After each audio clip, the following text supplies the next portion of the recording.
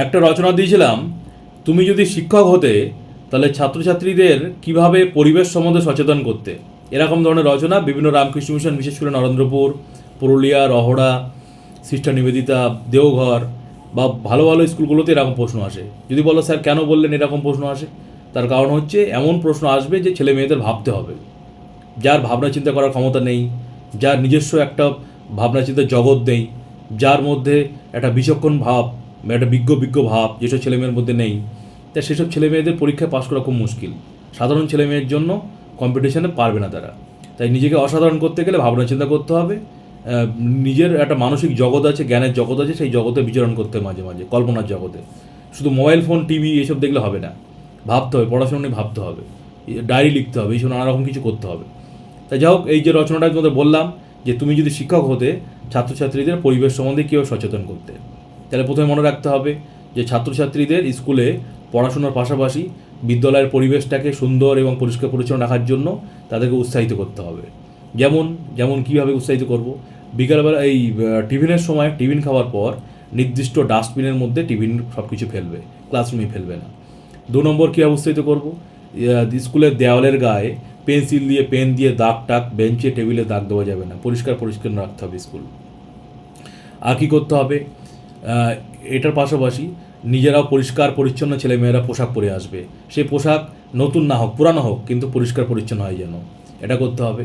আর হচ্ছে স্কুল থেকে ফেরার সময় ছেলেমেয়েরা বা টিফিনের সময় মাটিতে শুয়ে পড়ে, কাদায় দোলাদুলি খায়, তারপরে বন্ধুদের মধ্যে ঠেলাঠেলি করে, গরু যেমন গাধা যেমন, গরু যেমন বিশেষ করে মাঠে যেরকম গুঁতোগুতি করে, কাদার মধ্যে ঠেলাঠেলি করে, পেট ঘষে, তো তোমরাও অনেক এরকম স্কুলে করো। তাই সেইগুলো করা যাবে না। জামা কাপড় নোংরা হয়ে যাবে, ব্যাগ নোংরা হয়ে যাবে, তাহলে পরিষ্কার পরিচ্ছন্ন রাখতে হবে। এইগুলো আমি গরু টরু যেগুলো বললাম এটা মজা করার জন্য, এটা লিখবে না। আর কি লিখবে, যে হচ্ছে বিদ্যালয়ের চারপাশে শীতকালে ফুলের গাছ লাগানো, বিদ্যালয়ের চারপাশে তোমরা যখন স্কুলে যাও বা স্কুল থেকে ফেরো, দেখো স্কুলের চারপাশে হয়তো ক্যাম্পাসে বিস্কুটের প্যাকেট, কলার খোসা, বিভিন্ন কিছু পড়ে আছে, তোমরা ওসব পাত্তাই দাও না, খবরই রাখো না, দেখোই না। যদিও এটা তোমাদের বিদ্যালয়, এটা কিন্তু তোমাদের একটা গৃহ, বাড়ির সমান। বাড়ি হচ্ছে প্রথম গৃহ, বিদ্যালয় হচ্ছে দ্বিতীয় গৃহ, কিন্তু তোমাদের ওখানে গিয়ে মানুষ হচ্ছে তোমরা।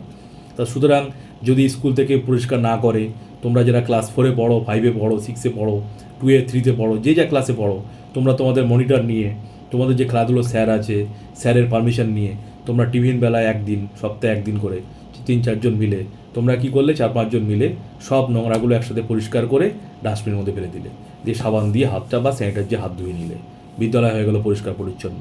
বা তোমরা যারা সিনিয়র যারা আছো, 4-এ পড়ো, 5-এ পড়ো, তোমাদের যারা জুনিয়র ছোটো ছোটো ভাই বোনেরা আছে, তাদেরকে বোঝাতে হবে যে দেখ, নোংরা ফেলবি না, এই খাবার ফেলবি না, খেতে খেতে কথা বলতে নেই, টিফিন খেতে খেতে কথা বলছিস, হাত থেকে টিফিন সব পড়ে যাচ্ছে মেঝেতে, এই নোংরা হয়ে যাচ্ছে, এইভাবে টয়লেট করে জল দিবি, ঠিক আছে, বাথরুমে গেলে জল দিতে হয়, এগুলো বোঝাতে হবে। তাহলে এই যদি করো, বিদ্যালয় পরিষ্কার পরিচ্ছন্ন হবে। তুমি যদি শিক্ষক হতে তাহলে বলবে প্রত্যেকটা ছেলে মেয়েকে যে প্রত্যেক সপ্তাহে একবার করে নখ কাটবে, নখের মাথায় এই নখে কোনো দিন নখ একদম বড় হবে না, তাহলে কী হবে, বন্ধুদের গায়েও আঁচড় লাগবে না, নখের মধ্যে নোংরা ঢুকবে না, অসুখ বিসুখ হবে না, পরিষ্কার পরিষ্কার পরিষ্কার পরিচ্ছন্ন থাকবে। তুমি যদি শিক্ষক হতে ছেলে মেয়েদের বলতাম যে প্রত্যেকটা বিশ্ব পরিবেশ দিবসে বিদ্যালয় থেকে ছেলে মেয়েদের একটা করে গাছ দিতাম, বিদ্যালয় থেকে গাছ, বৃক্ষ দিতাম, সেই বৃক্ষ নিয়ে জিজ্ঞাসা করতাম কার বাড়ি জায়গা আছে, যার বাড়ি জায়গা আছে সেই অনুযায়ী তাকে বৃক্ষ দিতাম, সেই বৃক্ষ নিয়ে সে বাড়িতে বৃক্ষরোপণ করতো। যদি 100টা ছেলে মেয়ে হয়, বাড়িতে যদি 50টা গাছ লাগায়, তাহলে ভাবো পৃথিবীতে 50টা গাছ লাগালে তুমি কত ভালো কাজ করলে তুমি। তাহলে এরকমভাবে প্রত্যেকটা স্কুলে যদি বৃক্ষরোপণ কর্মসূচি নেয়, তাহলে পৃথিবীটা আবার সবুজ হবে। তাহলে এটা আমরা করতে পারি। আর কি করতে পারি, বিদ্যালয়ের এই পরিবেশ সচেতন ছেলে মেয়েদের কী করতে পারি, যে রাস্তাঘাটে আলু মানে ওই চিপস খেয়ে, চিপসের প্যাকেট, কলা খেয়ে কলার খোসা এসে ফেলবে না, জলের বোতল ফেলবে না, প্লাস্টিক দূষণ হয়। আর হচ্ছে বাবা মায়ের সাথে কোথাও গেলে তোমরা প্লাস্টিকের ব্যাগ নিয়ে যাবে না, চটের থলি বা কিছু ব্যাগ বাড়ি থেকে নিয়ে যাবে, প্লাস্টিক চাইবে না।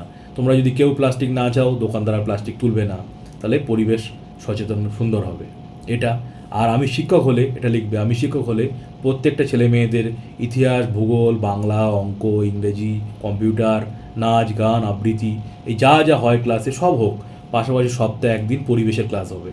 বাচ্চাদের বোঝাবো পরিবেশ কী হবে, গরম হচ্ছে, বিশ্ব উষ্ণায়ন কেমন হচ্ছে, গ্রিন হাউস কী, গ্লোবাল ওয়ার্মিং কী, অ্যাসিড বৃষ্টি কী, ইকোসিস্টেম বা বাস্তুতন্ত্র কীভাবে পরিবেশে নষ্ট করছে, পরিবেশকে কীভাবে পরিবেশকে শেষ করছে, কীভাবে মানুষ বিপন্ন হচ্ছে, কীভাবে বরফ গলে যাচ্ছে, কীভাবে আটলান্টিক ওশান, প্রশান্ত মহাসাগর, Pacific ocean, Indian ocean, Bharat মহাসাগর, এইসব বিভিন্ন জায়গায় সাউথ পোল, নর্থ পোল কীভাবে বরফ গলে যাচ্ছে, বরফ গলে গিয়ে ওয়াটার লেভেল কীভাবে আস্তে আস্তে উপর দিকে উঠছে, এইগুলো নিয়ে ছেলে মেয়েদের সাথে আলোচনা করব এবং প্রত্যেকটা ছেলে মেয়েকে পরিবেশ সম্বন্ধে ভাবাবো। তারা ভাববে পরিবেশটা কেমন, পরিবেশকে রক্ষা করতে হবে।